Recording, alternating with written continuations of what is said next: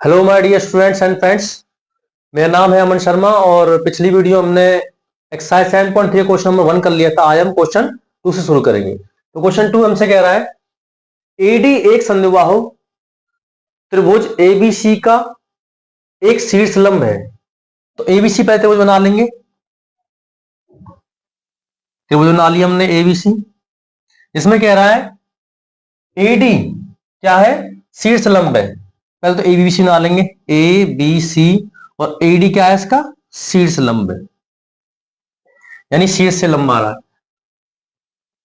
जिसमें A B बराबर ए सी है। ए बी बराबर ए सी हमें दे रखा है। दर्शाइए कि एडी रेखाखंड बीसी का बीसी को समद्विभाजित करता है। यानी जो एडी रेखाखंड है ये पूरी बीसी क्या करता है, समद्विभाजित करता है, यानी दो बराबर भागों में बांटते हैं। इसका मतलब क्या है, बीडी बराबर बीसी हमें सीडी करना है। दूसरा हमसे कह रहा है एडी कोण ए को समद्विभाजित करता है, और ये जो पूरा एडी कोण है इस ए कोण को क्या करता है, समद्विभाजित करता है। हमें ये सिद्ध करना है, बताना है। तो शुरू करते हैं। और यहां शुरू करता हूं, तो हम इसी त्रिभुज को ले लेंगे, ए बी डी और ए सी डी को लूंगा मैं। त्रिभुज ए बी डी तथा त्रिभुज ए सी डी में देखें ए बी बराबर ए सी हमें दे रखा है कि मैंने ए बी बराबर ए सी, ये हमें दिया है और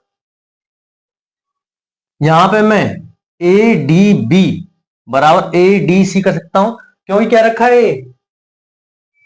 ए बी सी क्या एक शीर्ष लंब है। क्यों, क्या एडी जो शीर्ष लंब होता है, यानी जो हाइट होती है शीर्ष से, वो क्या होती है 90 डिग्री की होती है।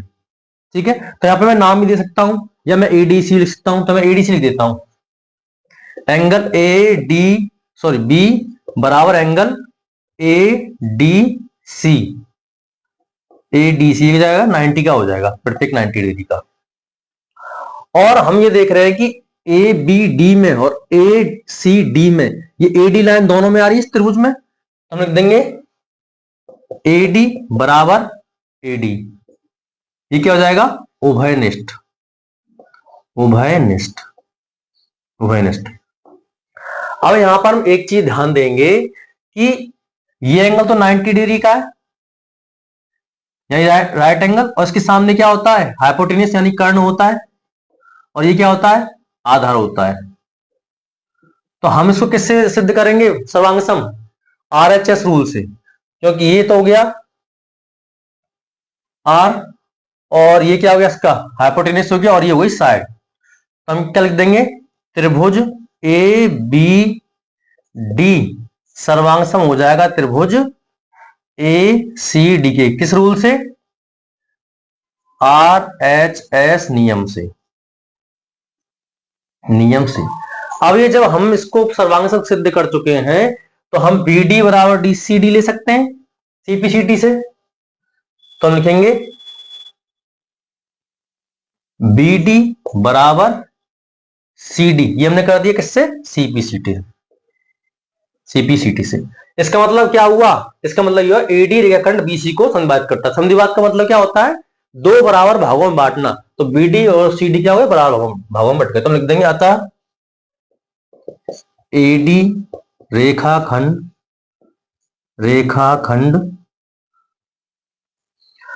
बीसी को समद्विभाजित करता है, समद्विभाजित करता है। ये तो पहला कंप्लीट हो गया। अब दूसरे में कह रहा है एडी कोण ए को समद्विभाजित करता है। अब हम यहां पे ध्यान देंगे कि ए बी डी में और ए सी डी को हमने सर्वांग सम सिद्ध कर लिया है। जब सर्वांग सम सिद्ध कर लिया है तो ये दोनों एंगल बराबर के हो सकते हैं। इसको मैं नाम देता हूं एंगल 1 बराबर एंगल 2। तो हम ये सेकंड वाला भी हम डायरेक्ट लिख सकते हैं, एंगल 1 बराबर एंगल 2, क्योंकि हमने इसको क्या कर रखा है, सर्वांग सम प्रूव कर रखा है यहां पर। तो एंगल 1 बराबर एंगल 2 हो जाएगा किससे, सीपी से भी हो जाएगा। तो हम यहां पे लिख देंगे समद्विभाजक का मतलब क्या, उसको दो बराबर भागों में बांटना। इसलिए क्या लिख देंगे हम, ये बराबर भागों में बट गए, एंगल 1 बराबर एंगल 2, सीपीसीटी से हमने कर दिया। तो हम लिख देंगे अतः एडी कोण ए को समद्विभाजित